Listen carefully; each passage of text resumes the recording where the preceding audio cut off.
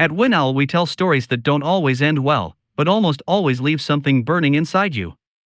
We're not here to teach lessons, we're here to put on the table what most people would rather sweep under the rug. If you like stories that feel real, stories that could be any neighbor's confession, I invite you to subscribe to the WinOwl channel, to like this video, and to share it with someone who needs to hear it. Here we talk about silent betrayals, about love that rots slowly, about choices that seem small and end up changing an entire life. Today I'm going to tell you the story of a 72-year-old woman who was told she was too old to travel, and of a son who thought he could use her like just another piece of furniture in the house. It's the story of a trip to Greece that never happened, and of another trip that did, one that changed everything. It's also the story of an affair, of a marriage starting to crack, and of a decision that, I swear to you, I still don't know if it was revenge or an act of love for oneself. If you stay with me until the end, I want you to tell me in the comments what you would have done in my mother's place. And while you're at it, don't forget to subscribe, because here at WinOwl every story can end up looking a little too much like your own. My name doesn't really matter. Let's just say I'm a man in his early 40s, married, with a teenage son and a widowed mother who has always been the silent shadow behind everything I've achieved. This story starts on the day I treated her like a free babysitter, and she decided to show me she was still a whole woman, not an extension of my needs. Let me ask you something right from the start. If your son told you, at 72, that you were too old to be traveling around, how would you react? Would you stay quiet, or would you do something that forced him to look at himself in the mirror? I thought I knew her. All my life I watched her sacrifice herself.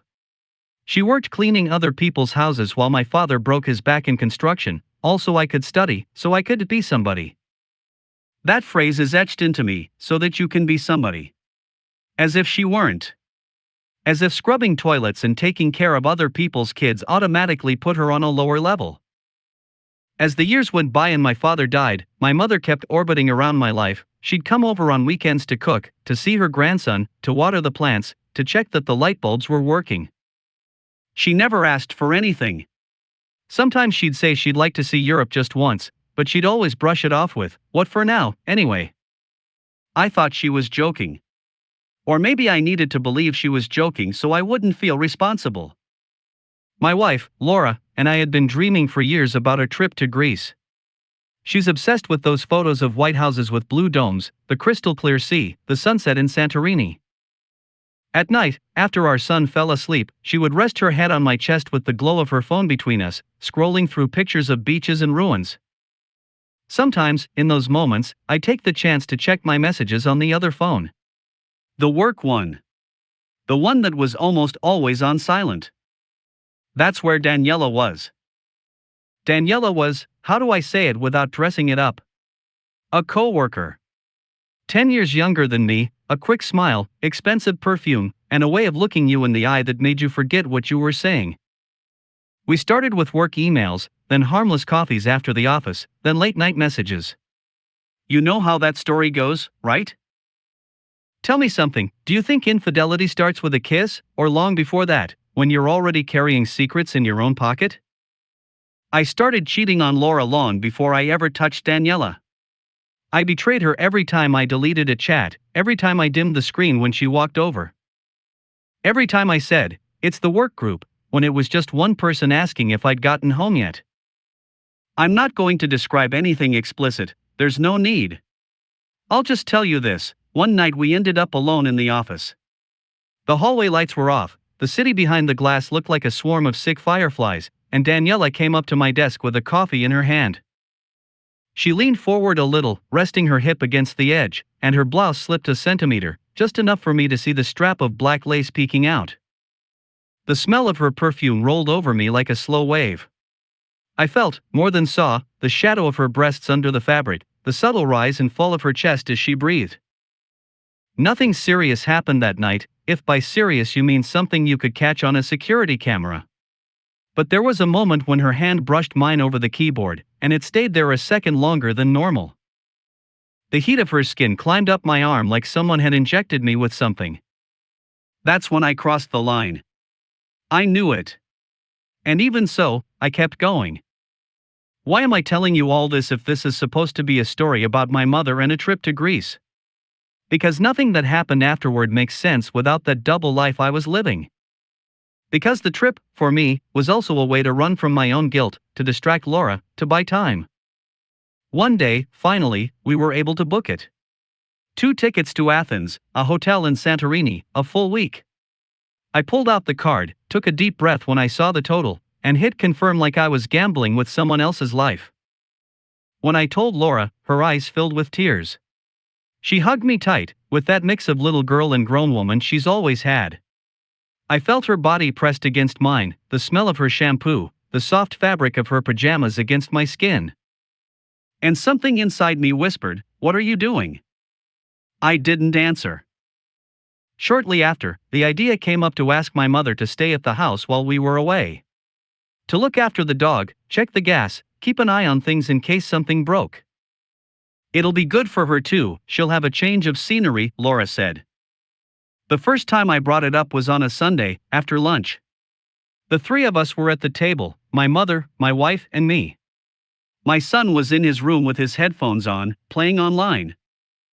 "Mama," I began, already knowing that what I was about to say wasn't exactly clean. "We want to talk to you about something." She lifted her eyes from her plate. Her hands were wrinkled, with blue veins under the skin, but they were still the same hands that used to walk me home from school, the same hands that held my forehead when I threw up as a kid. "What is it?" she asked, in that tone that mixes worry with habit. Laura smiled, that sweet smile she uses when she wants everything to sound nice. "It's just that, we're finally taking the trip, Mama. To Greece." My mother's eyes lit up for a second. It was like an old lamp flickering to life. "Really?" she said. "How lovely. You always said that one day." She left the sentence hanging there. I felt a knot in my stomach. Because I knew what was coming in her gaze. That silent question, "And me?" I didn't let it fully form. "And, well," I went on, rushing, "we wanted to ask you a favor. For you to stay at the house that week. To look after the dog, keep an eye on things. You know, these neighborhoods aren't very safe when the house is empty." My mother nodded slowly. She lowered her eyes to the tablecloth. She ran her index finger over a stain of dried sauce, as if suddenly cleaning that spot was very important.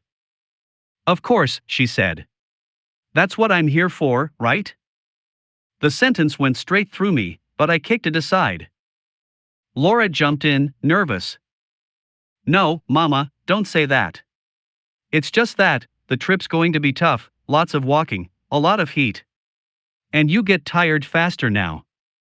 We don't want you feeling sick so far from home." I finished it off, and this is exactly where I committed the sin I now remember with surgical shame. "Yeah, Ma. Besides, those stairs in Santorini are killers. That's more for young people. You're already too old to be traveling like that. You know that second right after you say something you can't take back, when even the air realizes you went too far?" The silence was so heavy that even the dog, who was sleeping nearby, lifted his head. My mother kept staring at the tablecloth. I watched her jaw tighten, just a little, like a muscle that tenses right before a punch. Her eyes filled with water, but she somehow managed not to let a single tear fall. It was an act of discipline. Of dignity. "I understand," she said, without looking up. "I'll take care of the house. You two enjoy." I'm never going to forgive myself for not stopping there, for not saying something like "come with us," or "at least we'll talk about it later." Nothing. I got up from the table, kissed Laura on the forehead, kissed my mother too, and declared the conversation over. "Let me ask you, if you'd been sitting there at that table with me, would you have stopped me? Would you have said something, or would you have done what I did, looked the other way just to avoid feeling uncomfortable?" The days that followed were this strange mix, on one side, the excitement of the trip, on the other, that cold awkwardness whenever my mother was nearby. She offered to help with the suitcases, asked if we'd check the outlets, if the passports were still valid. She spoke little, walked more slowly through the house, as if she were measuring some new distance between us. I, meanwhile, kept writing to Daniela. There was one afternoon, a week before the flight, when we met at a cafe near the office. It was a small place with dark wooden tables and warm yellow light. She showed up in a simple navy blue dress that clung just enough to her body. When she sat across from me, her knees almost brushed mine under the table. "Are you really going to Greece?" she asked, with half a smile. "Yeah," I said. "It's a long overdue trip with Laura." She lowered her eyes, pretending to look at the menu. She tucked her hair behind her ear, exposing the soft line of her neck. The perfume drifted between us again, like a silent invitation. "Then we have to make the most of it before you go," she said, without looking at me. That sentence, in another life, would have just been harmless flirting. But for me, right then, it sounded like a twisted reminder I was going off to celebrate a marriage I'd been blowing up from the inside. Do you think someone can love two people at the same time? I'm asking you seriously. Because back then, I swore I could. That one thing didn't cancel out the other. That I loved Laura in one way and Daniela in another. The kind of lies you repeat to yourself until they start to sound reasonable. 2 days before the trip, I printed the tickets. I like having things on paper, as if seeing them in writing made everything more real. I left the tickets on the kitchen table, next to the fridge. Laura went out shopping with my mother. I headed to the office. I had no idea that such a simple gesture, leaving 2 white sheets on a tablecloth, was going to set off the twist that still has me here talking to you. My mother found the tickets that afternoon. She confessed it to me later, in another city, in front of a screen. But at the time, I didn't know. What I did know was this: the next day, I tried to check in online and the system showed an error. Reservation not found. I tried again. Same thing. I called the airline. "Sir," said the voice on the other end, with that irritating calm, "that reservation was cancelled yesterday afternoon." I felt a sudden heat in my chest, like someone had opened me up and drained all my blood. "What do you mean, cancelled?" I managed to say. "Who cancelled it?" "The cancellation was made from the same account the purchase was done with." I hung up. Opened my email. There it was, a cancellation notice, a partial refund, just the taxes and a tiny portion, and an automatic note. I checked the time. Looked at my work phone, my personal phone, the open screen. Everything blurred together. Laura came home an hour later, bags in her hands, smiling, asking if I'd already done the check-in. I stared at her, let her talk, and felt something in my face warning her. "What happened?" she asked, setting the bags down on the floor.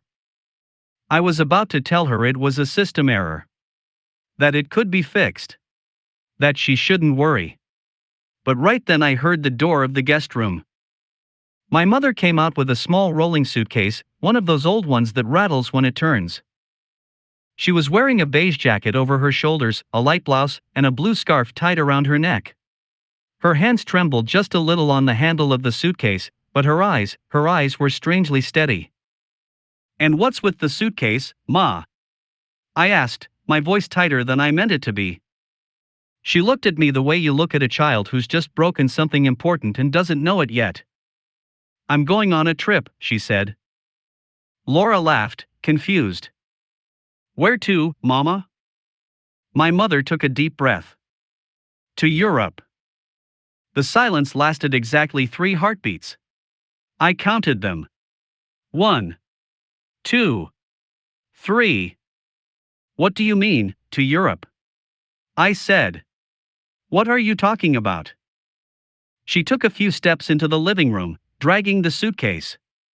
The sound of the wheels on the ceramic floor drilled into my head. "I found the tickets yesterday," she said. I read them slowly. Athens, Santorini. Your names. Your date. She stopped in front of me. I could feel Laura's gaze burning into my side. "And I thought," my mother went on, "of course. They're going to make a dream come true. And I'm staying to look after the dog. Because I'm old, because I can't handle the stairs anymore, because that's what I'm here for." Her imitation of my voice wasn't exact, but that made it worse. Because it sounded tired. It sounded like years of being useful and barely seen. "Mama." I tried. She raised a hand, asking for silence. Don't worry, son. I'm not going to ruin your trip. She smiled. And that smile scared me more than any shout could have. All I did was cancel it. Laura stepped forward. What?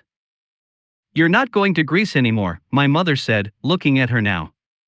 You don't get all your money back, but they return some. And so you're not left wondering. I used my savings. The ones I'd had for years for in case I get sick. She tightened her grip on the suitcase handle. I decided to come down with a little life first.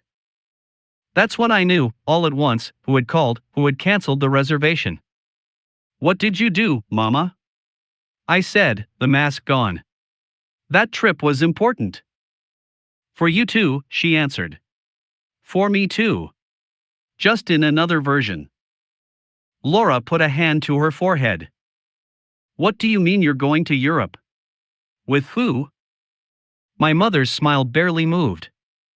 With Brenda. Remember Brenda, my friend from the neighborhood? The same one as always. The one you used to say was too wild for her age. Turns out we're both still alive. And we found a deal to Madrid, and from there we'll move around. Her voice had a firmness I hadn't heard in years. Mama, this is crazy, I said. What are you going to do over there? She held my gaze. The same thing you were going to do, walk, get tired, see things I don't know yet, drink coffee in plazas where nobody knows me. Remind myself that I can still climb stairs on my own. There was a long silence. What would you have done in my place? Stop her? Take the suitcase out of her hand? Remind her that she's 72, that the world is dangerous, that she could fall, get lost, get sick? I thought all of that in a single second. I also thought about the money, the humiliation of explaining to Laura that the trip had been cancelled, the anger of watching that plan we'd fought so hard for fall apart. But above all, I thought of something else. I thought of the phone hidden in the desk drawer, the one with Daniela's messages. And this sentence flashed through my mind: you have no right. I had no right to demand my mother be less selfish when I'd spent months being a professional selfish bastard. I didn't say anything. I just watched her walk out the door, with her noisy suitcase, with her jacket on even though it was warm, with the blue scarf trembling slightly with each step. Brenda was waiting for her at the corner, leaning against a taxi, with her hair dyed red and oversized sunglasses. They hugged like 15-year-olds heading off with backpacks.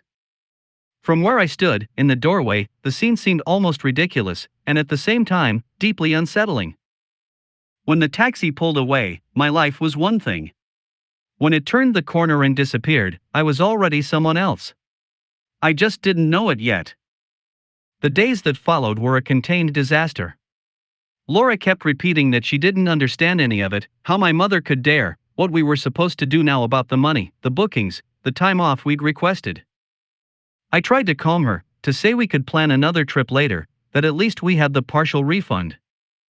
Inside, though, I was more focused on justifying myself. It was my mother's fault, she overreacted, she took it personally, she didn't understand. I repeated those lines like a useless prayer, maybe to avoid saying the real one. I hurt her. During the first 48 hours, my mother didn't call. Not a single message. Not one photo. Nothing. I used that silence as fuel. Look how irresponsible she is, she doesn't even let us know how she's doing, I'd say, all indignant. It was easier to get angry than to accept that she'd made it clear she wasn't eternal, that at any moment she could decide not to be there for me. On the third day, a photo popped up in the family group chat. It was my mother, standing in front of a huge fountain, I think in Madrid. She was wearing the same beige jacket, but no scarf. Her hair was a bit messy, her eyes half squinting from the sun, and a smile on her face I hadn't seen since. I don't know, maybe since I was a kid. Beside her was Brenda, giving a thumbs up, a glass of wine in her hand. We made it fine, the message said. Don't worry. It's cooler here than in your house. Laura reacted with a "I'm glad, Mama." I didn't write anything. I couldn't. There was something in that smile that offended me and moved me at the same time. Has it ever happened to you that someone you thought you had figured out suddenly steps out of their role and you have no idea what to do with that new version of them? The days started piling up. More photos. My mother in a plaza, eating what looked like a huge paella. My mother in a narrow street with laundry hanging above, laughing at something that didn't fit in the frame. My mother on a train, glasses on the tip of her nose, staring out the window like she was watching a movie she didn't want to end. In one of those photos, a man appeared. They were on what I guess was a cafe terrace. Metal tables, white umbrellas, old buildings all around. My mother was seated, a cup in her hand, and next to her, leaning slightly toward her, there was a man with white hair, a few days' worth of beard, and a blue shirt with the sleeves rolled up. His hand was resting on the back of her chair, very close to her shoulder. Not quite touching her, but almost. The guy was smiling. My mother was too. Underneath, Brenda had written, "Mira, Hejito, your mom flirting with an Argentinian." And one of those laughing emojis I don't even know how to use. I felt something I wasn't expecting, jealousy. Not sexual, not man-to-man. Jealousy, as a son. As if that stranger, with his blue shirt and kind beard, was trespassing on territory I had always assumed was mine, my mother's attention. That night, I wrote to her in private. "Ma, who's that guy?" She took a while to answer. When she did, she only said, "A friend from the trip." "Be careful," I added, as if I were the responsible adult in this story. And she replied, "It's about time someone told me that for something other than crossing the street." I left the chat there. I didn't know what else to say. In the middle of all that, my life with Laura went on. Or rather, it dragged on. She had buried her anger about the trip under a layer of resignation, but every now and then it surfaced. If your mom had been a little more considerate, I just don't get why she did it right now of all times. I held her at night, felt her turn over in bed, looking for a comfortable distance. We weren't enemies, but we weren't the couple that used to scroll through pictures of Greece on a phone anymore. And I kept writing to Daniela. Less, yes, because the guilt was no longer a whisper but a constant background score. But I kept going. Sometimes just a simple line, "I miss you." Sometimes a photo of her hand holding a cup of coffee, painted nails, a silver bracelet. Details that, if you look at them coldly, are nothing, until you realize you're hiding them.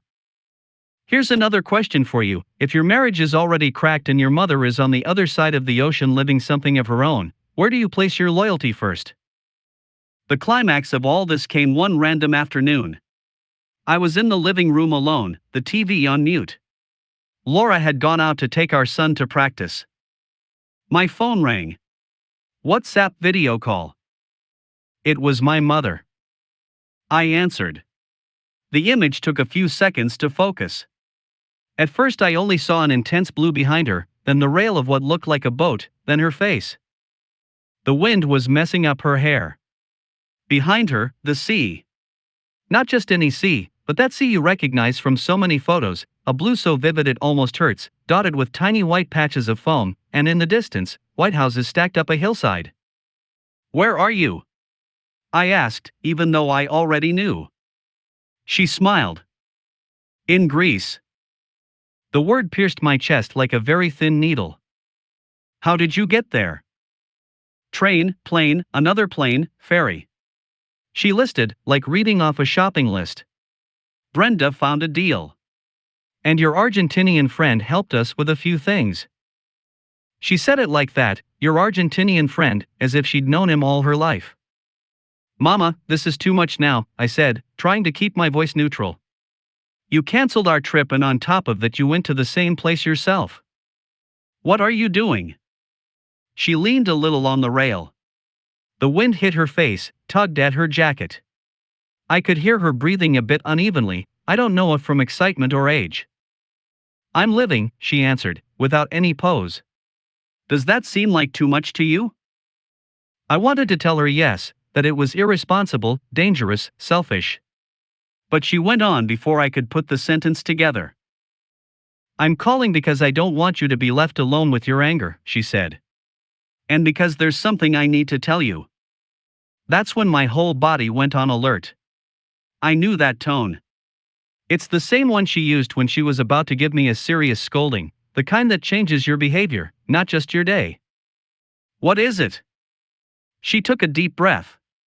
Looked to the side, as if making sure no one could hear her, even though the wind was carrying everything away. I know about your affair. I was speechless. What are you talking about?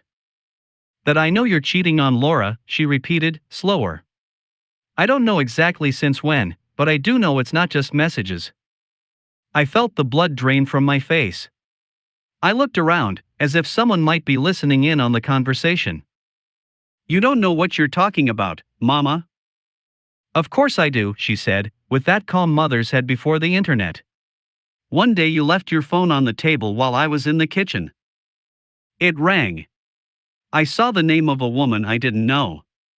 I don't usually pry, but the screen lit up just as I walked by and, well, I'm not blind.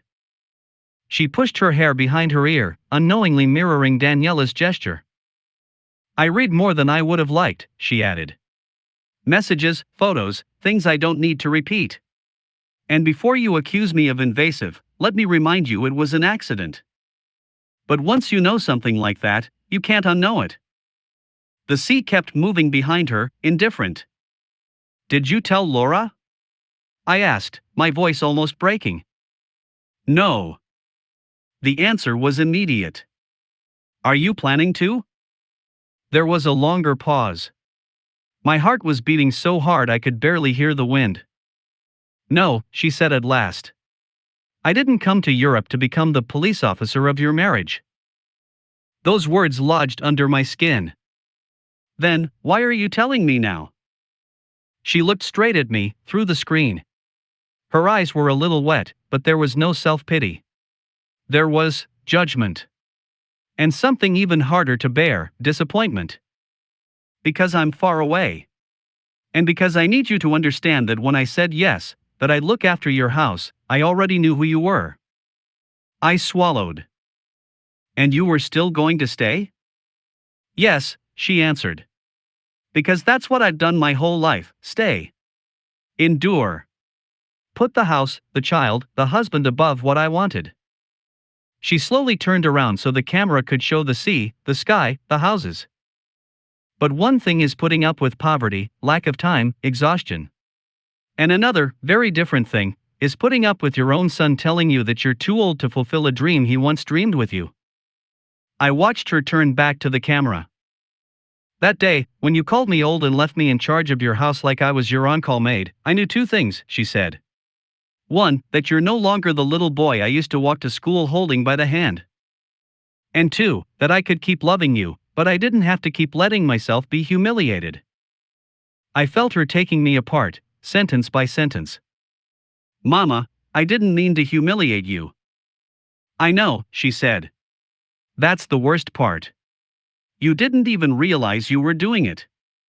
A heavy silence settled between us. I stared at my own image in the corner of the screen, a man with dark circles under his eyes, in an old t-shirt, sitting on a couch, trying to justify the unjustifiable. So, are you punishing me?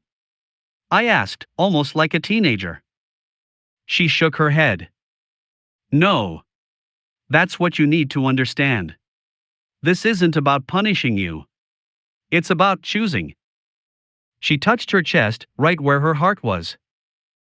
I could have exposed you to Laura, made a scene, forced you to confess. I don't agree with what you did, it hurts me for her, it embarrasses me for you. But you know what? That's your mess. Your marriage, your decisions, your consequences. Her words were cold, but fair. I don't want to live through your mistakes anymore, she went on. I don't have that many years left to spend them watching over what you do. I'd rather spend them like this. She moved the camera to show a table behind her. The Argentinian man was there, raising his hand in greeting, with a shy smile.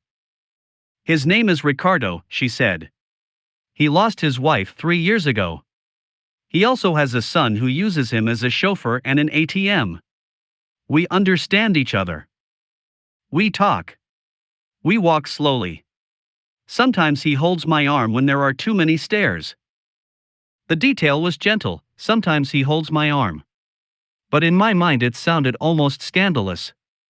I pictured her climbing stone steps, that man's arm linked with hers, their bodies close, the touch of old hands finding each other on a hot metal handrail. "Are you with him?" I asked, not even sure what that with meant.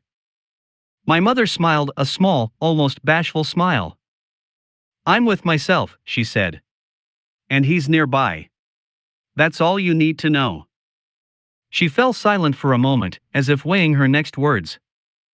"I'm calling to tell you this, I'm not going to say anything to Laura. Not because you deserve it, but because she already has enough on her plate. What you do with your guilt is your business." I could have felt relieved hearing that. I could have thought, I'm saved.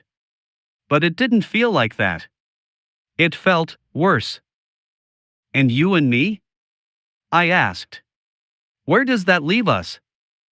She looked out toward the horizon, then back at me. "It leaves us here. I'm still your mother," she said, "but I'm also Sophia. And Sophia is going to allow herself, even if it's late, to be something more than the lady who looks after other people's houses." Her voice softened for the first time. "One day, if you're lucky, you'll reach my age," she added. "And when that happens, I hope your son doesn't look at you the way you looked at me that day at the table." I felt a blunt blow inside my chest. I imagined myself old, with white hair, watching my own son ask his grandmother to watch the house while he goes off on a trip. I imagined myself repeating the pattern, almost without meaning to. "I want you to think about that," she concluded. "I'm not asking you to forgive me for canceling your trip. Do whatever you want with that anger. I'm only asking that, the next time you call someone old just to justify leaving them behind, you remember this view." She turned the camera one last time. The sea. The golden light falling over the white houses. The distant sound of voices, of laughter, of dishes. "I love you," she added, almost in a whisper. "But I finally love myself too." And she hung up. I was left there with the phone in my hand, the black screen reflecting my own face. I didn't cry. I didn't shout. I didn't break anything. I went to the kitchen, turned on the faucet, let the water run, and just watched it disappear down the drain, as if I could throw down there the version of myself I'd been up until that day. I'm asking you, the one listening, if your mother told you something like that, would you see it as a betrayal or as a lesson that came late, but still came? That night, when Laura came home, I found her in the living room. She sat beside me, asked if my mom had called. I told her yes, that she was fine, that she looked happy. I didn't tell her about the affair. Or about Ricardo. But something in that call had shifted a very old piece inside me. I went to the study, opened the drawer where I kept the other phone. Turned it on. Unread messages from Daniela. "Are you okay? You seem distant, say something." I typed, "We need to talk." "Not here." The next day, I met her at the same cafe as always. Light dress, hair down, curious eyes. She sat down, reached her hand toward mine, like so many times before. I pulled mine back, slowly. "I can't keep doing this," I told her. She looked at me, hurt. "Is this because your trip got canceled? Because of your mom?" "It's because of me," I said, and for the first time that phrase didn't sound like an excuse, but like a diagnosis. "I've been a coward. And you deserve something that isn't built out of the leftovers of a man who doesn't know how to hold on to what he has at home." I won't lie to you, part of me wanted her to beg. To tell me I was overreacting. To pull me back to that comfortable place where guilt gets numbed by stolen touches. But she just nodded. "I knew," she said. "You're not the first to regret it." And she smiled, not with spite, but with exhaustion. "I hope you fix things," she added. "With yourself. Because with her, I don't know if you'll get there in time." She stood up, left some coins on the table, and walked away. I stayed there for a while, staring at my reflection in the coffee spoon. It took months, I'm not going to pretend it was instant. There wasn't one miraculous conversation with Laura. There were many. Some half-finished, some shouted, others in silence, with tears neither of us wanted to explain.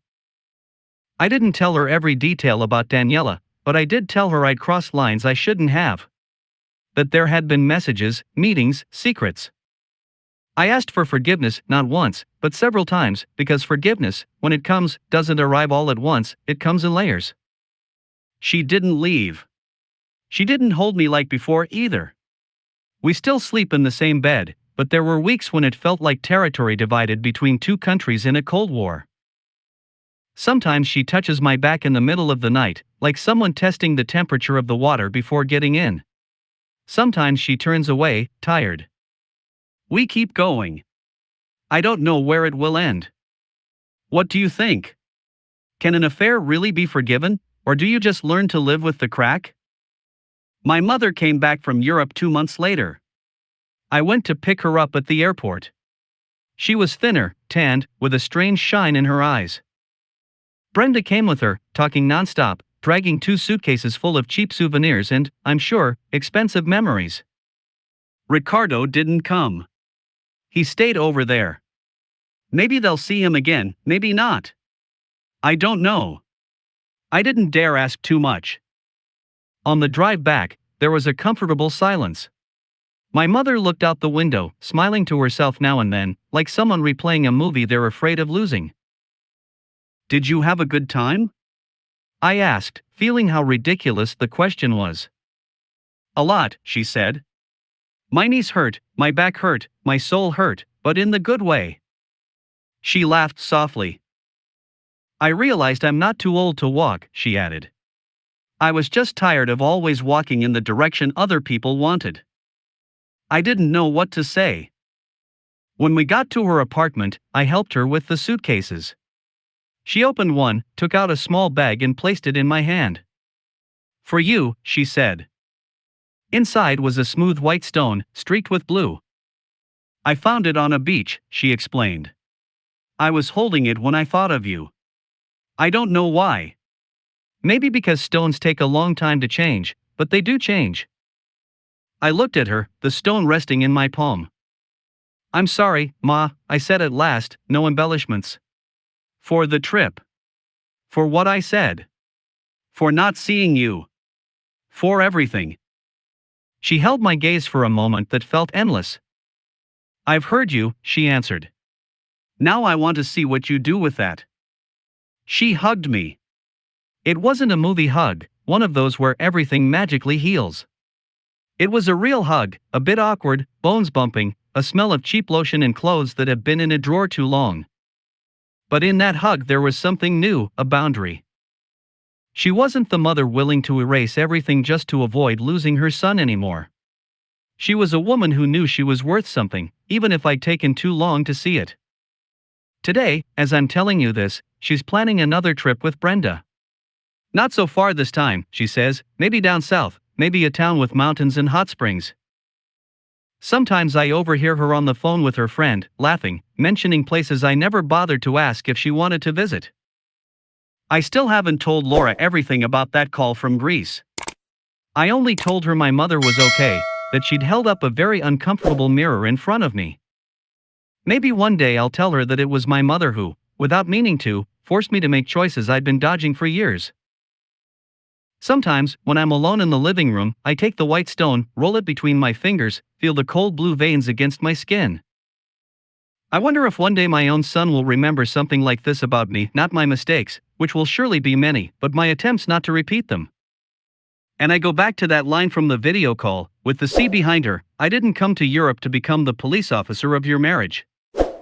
I came to remind myself that I'm still alive. That's what hurt me the most. And, at the same time, what healed me the most. Because I understood that the real betrayal wasn't my mother canceling my trip, it was me taking her for granted. As if her life had ended the day mine began.